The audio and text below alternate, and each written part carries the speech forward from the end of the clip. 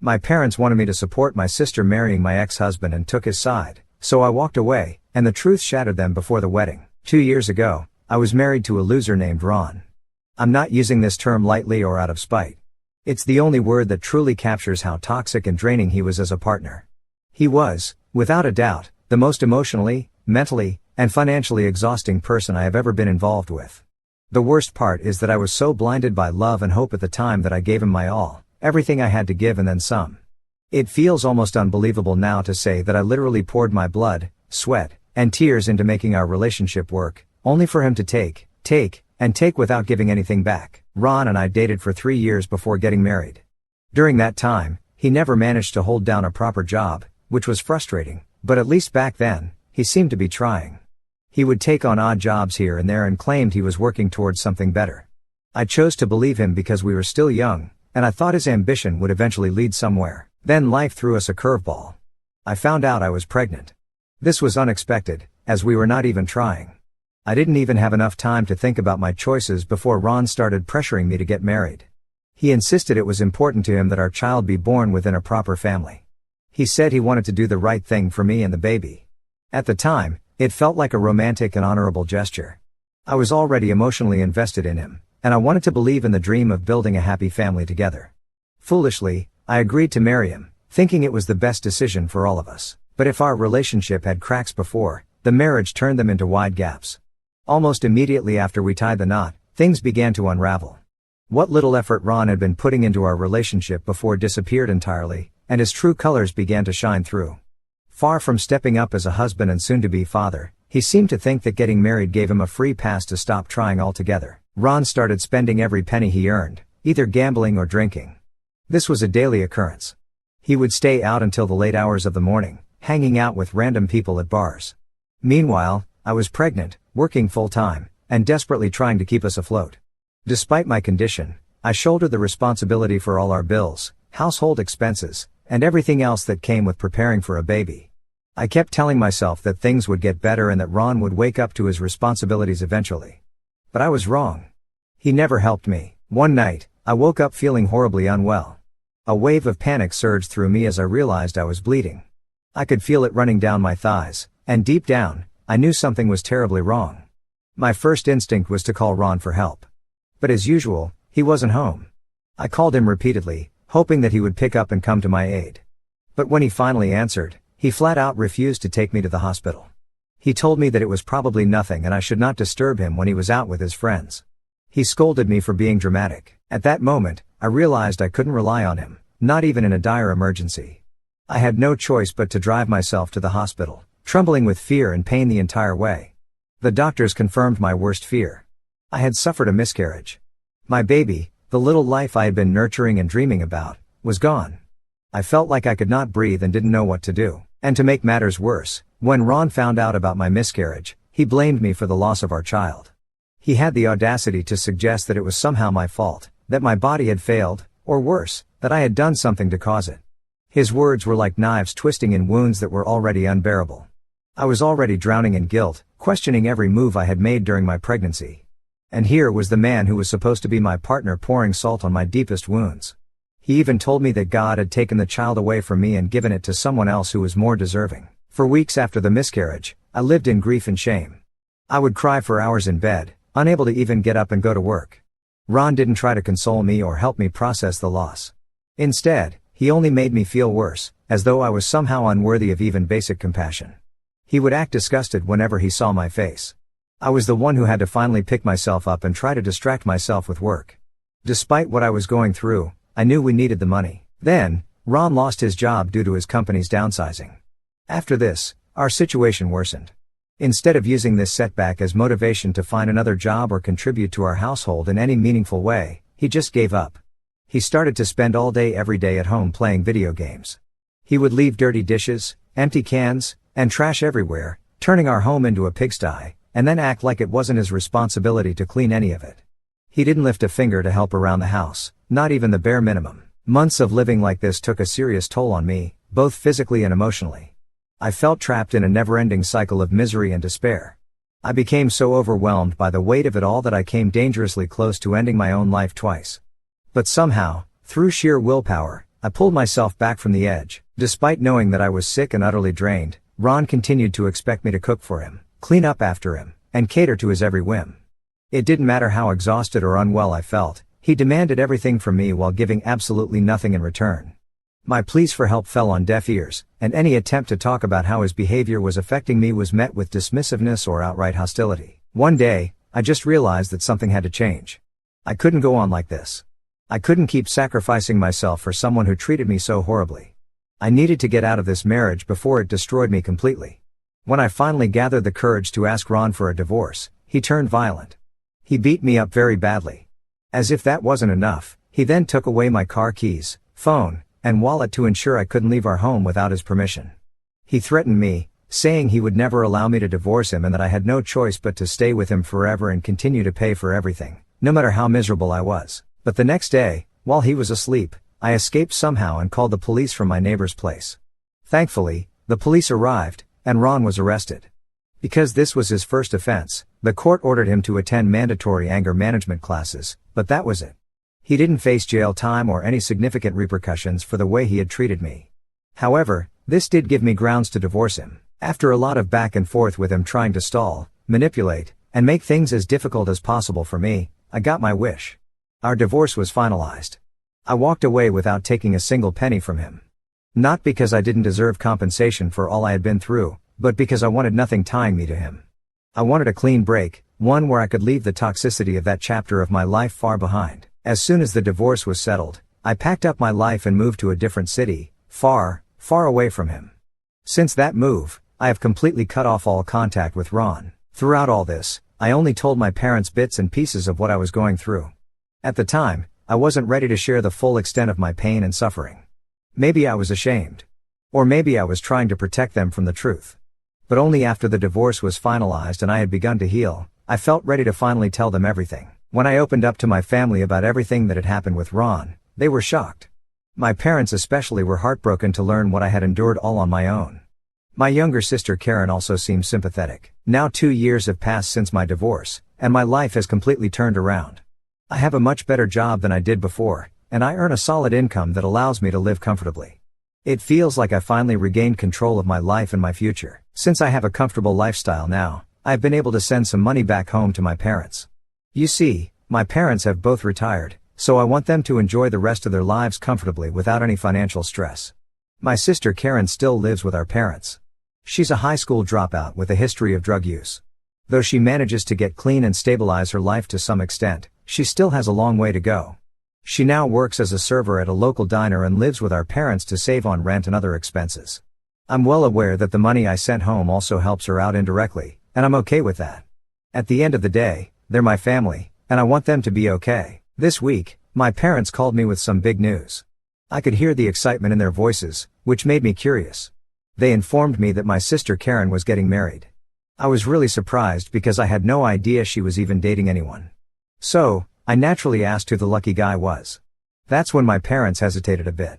There was a long pause before they nervously said they needed me to promise not to overreact when they told me more about the guy. I immediately felt a sinking feeling in my stomach. What could possibly warrant such a warning? And then they told me Karen was getting married to my ex-husband Ron. I was completely stunned. For a moment, I couldn't even process the words.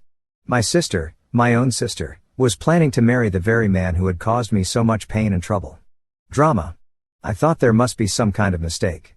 I asked them if they were joking, half hoping they would laugh and admit it was all some ridiculous prank.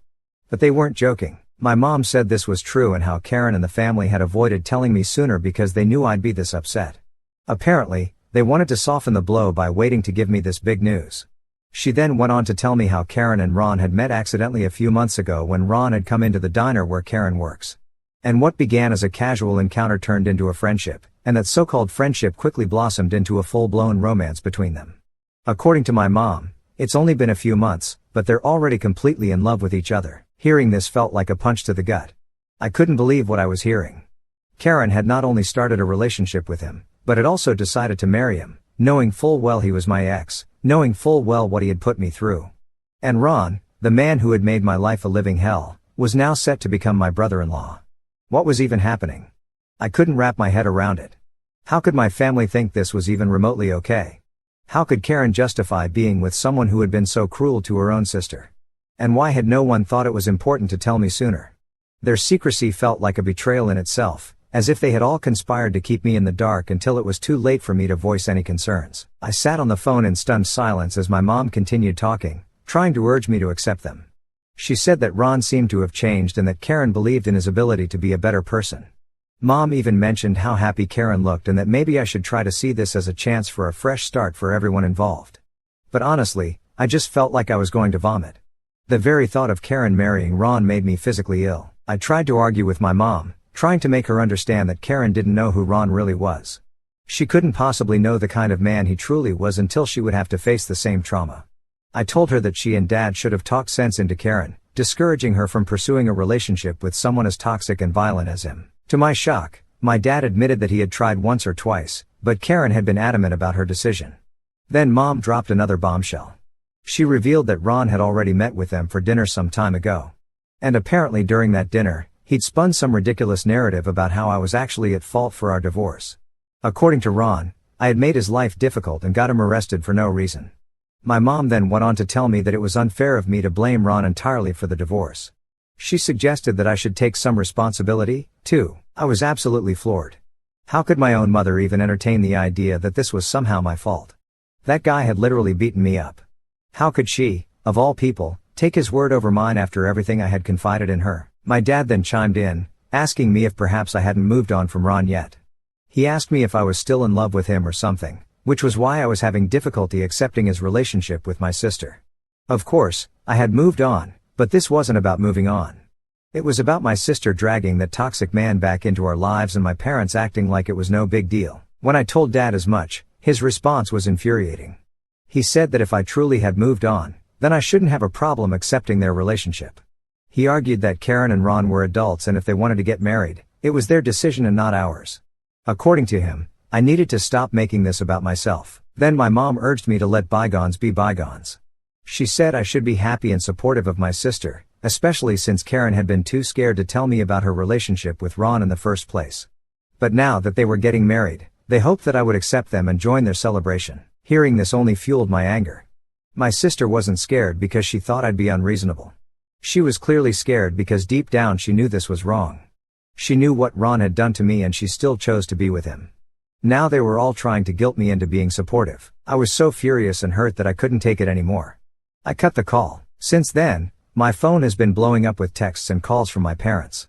They've been calling me selfish for not being happy for my sister. They've accused me of holding a grudge and refusing to see how Ron has supposedly changed.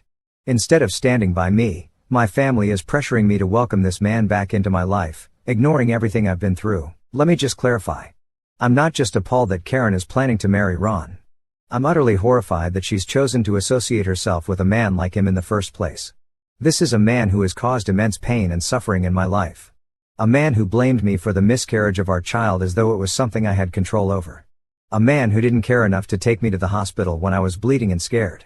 A man who beat me when I tried to leave and threatened to hurt me more if I dared to disobey him. He was someone who never contributed to our household or our relationship in any meaningful way. And yet he drained me emotionally, physically, and financially. Knowing all this, it's devastating to think that my own sister would even entertain the idea of being with him, let alone marrying him. How could she possibly justify being with a man like that? How could she think he's a safe or reliable partner after everything he's done? What's worse is that Ron has somehow managed to manipulate not just Karen, but also my parents into believing some twisted version of events. He's made them think that I was partly at fault for our divorce, as if I didn't try everything I could to make our marriage work before finally realizing it was a lost cause. The fact that my own family is even entertaining these lies feels like a deep betrayal. As the oldest sibling, I've always felt a certain responsibility towards Karen. Even though we've had our ups and downs, I've always cared about her and wanted the best for her. That's why this situation is so painful for me. I can't stand by and watch her make the same mistakes I did, especially with a man as dangerous and toxic as Ron. She doesn't deserve the kind of life I endured. No one does. I know that simply staying silent and cutting them off won't solve anything. As much as I feel hurt and betrayed by my family right now, I can't just turn my back on them without at least trying to talk some sense into them first. That's why I decided to schedule a video call with my parents and Karen sometime this week. I want to confront them directly about this situation. I need to make them understand exactly what Ron is and what he's capable of. I'll remind them of everything I went through because of him, the abuse, the manipulation, the trauma, and I'll plead with them to see reason before it's too late. This won't be an easy conversation. I know I'll face resistance, and I know there's a chance they won't listen to me, but I have to try.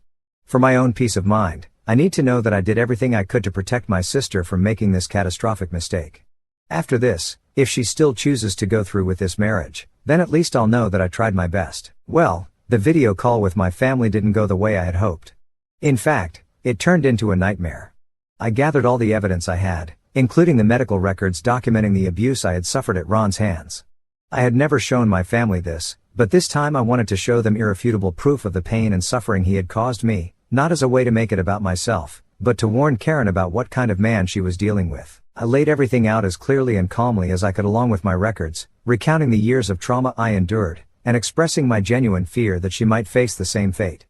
But instead of understanding or even sympathy, Karen immediately went on the defensive. She argued that Ron had suffered just as much as I had during our marriage and accused me of being an attention seeker, claiming that I was using my past experiences to gain sympathy from everyone. She told me how Ron had told her that I was the one who had instigated him to lash out at me and that I had been wrong to call the police on him when he physically assaulted me. She mocked me, saying that maybe it was for the best that I lost my baby with Ron because clearly I wasn't meant to be his wife for a long time or a mother to his child. Hearing this was devastating. I couldn't believe that my own sister could say something so heartless and dismissive to me about one of the most traumatic experiences of my life. The one thing I did notice was throughout the call, my parents mostly stayed quiet. When they did speak, it was to try to calm us down rather than take a firm stance. I needed them to stand up for me, to see the truth, but instead they seemed more concerned about keeping the peace and agreeing with my sister. My dad assured me that they'd keep a close eye on Ron to ensure he wouldn't harm Karen like he harmed me. I asked him about how he would do that, and this is when Dad informed me that apparently Ron was supposed to move in with them after his marriage with Karen. I argued with Dad that this was a very bad idea. However, Dad yelled that it was his house, so it was up to him and not me to decide who could or couldn't live there. He told me that it was the right decision for Ron to move into Karen's room after the wedding since they didn't have a place of their own yet. My parents claimed that this arrangement would allow Karen and Ron to save money while also they could keep a watch over them. I warned my parents that once they let him in, he'd never leave. Ron is a freeloader, plain and simple. The moment he gets comfortable, he'll find every excuse to stay, draining their resources and bringing chaos into their home. They were opening the door to disaster. I asked my parents if they had truly thought this through. Did they really believe that Ron had changed? Did they think they could somehow manage him better than I could despite everything he had done to me? My mom brushed off my concerns, telling me that maybe he wasn't as much in love with me as he was with my sister, and that perhaps this time he would be better. I scoffed, my frustration boiling over. I told my parents in no uncertain terms that if this was how they were going to handle things, then I could not sit by and watch. I am against Ron and Karen's relationship, and I no longer wanted to have any part of it. I said that if they wanted to continue supporting Karen and Ron's twisted relationship and let him move in with them, then that was their choice. But moving forward, I would be cutting off contact with them as I didn't want to be part of a family that supported my abuser. I also informed them that I would no longer send them any money. I didn't want to support my family along with Ron anymore. When my parents heard this, they immediately started arguing with me, saying that it was unfair for me to cut them off as their child. They said I should support them no matter what. Karen also argued that even if I wanted to stop talking with them, I should at least have the decency to continue sending them money. She pointed out how she was planning to leave her job and focus on becoming a stay-at-home wife for Ron and needed my money more than ever since Ron still didn't earn well enough. The audacity of it all was staggering. I pointed out bluntly that if she wanted to live that lifestyle, then Ron should be the one to fund it, not me. It's not my responsibility to bankroll her choices, especially not after her decision to get married to him. Karen then screamed at me, accusing me of punishing them out of jealousy. She said I was cutting them off simply because she had lost Ron to me and that I was still stuck in the past. Her words felt like a slap in the face. However, I stood my ground. I was done being the one to hold everything together for them while they made disastrous decisions. I refused to let her and my parents manipulate me any further. The more they argued, the more resolute I became with my decision to cut them off. I was done, and I meant it. Since that conversation, true to my words, I've completely cut ties with my family. It's not a decision I've made lightly, and the pain of it still lingers. But I know it was the right choice for me. What they have done to me is unforgivable. Now I need to protect my peace, my sanity, and my future. And if that means walking away from the people I love, then so be it. Okay, so I have just found out from some of my cousins that Karen and Ron have ended things. Apparently, Karen caught him cheating just a week before their wedding was about to take place. And from what I've heard, she went completely ballistic on him. Given everything I know about Ron, it's no surprise really. He's obviously a liar, manipulator, and a cheater. But I can't help but feel a small sense of vindication. I was right about him. He still hasn't changed. Anyway, ever since the breakup, my parents have been doing everything they can to get in touch with me. They've apparently been begging my relatives to talk to me, asking them to convince me to open up communication with them. Now that Karen and Ron are no longer getting married, they want to fix things between us, to smooth things over, and to get me back into their lives, but I'm standing firm in my decision. I'm not going to let them back in. I'm pretty sure all they want from me is my money. Their sudden change of heart has nothing to do with their concern for me. It's about their need to have me back in the fold so I can keep supporting them and my sister financially. Well, that's not going to happen. My life is going so much better now without my family. My career is thriving, and I have also started dating someone new. Currently, I'm not willing to risk my peace just because my family is scrambling to fix their mistakes. They were toxic, and I've seen how quickly they turned on me to defend Ron and Karen's bad decisions. For anyone who might be concerned about my safety, please don't worry. Ron cannot show up at my place. I live in a secure apartment with cameras everywhere. If he ever does show up, believe me, I will get him arrested, and this time we'll make sure he goes to prison. It's been 6 months since my last update.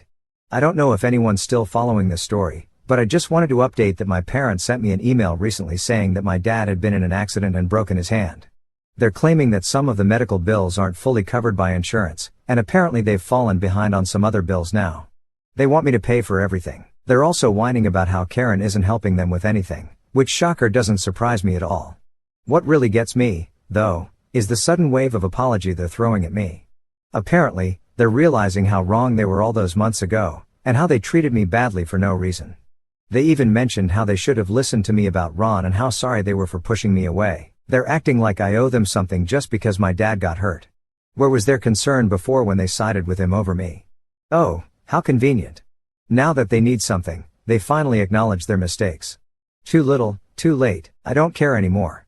The last thing I'm going to do is let them back into my life. This isn't about their health or their bills. It's about them trying to manipulate me into giving them money again. So, even after that email, I have chosen not to respond, and I don't plan to. They can figure things out on their own.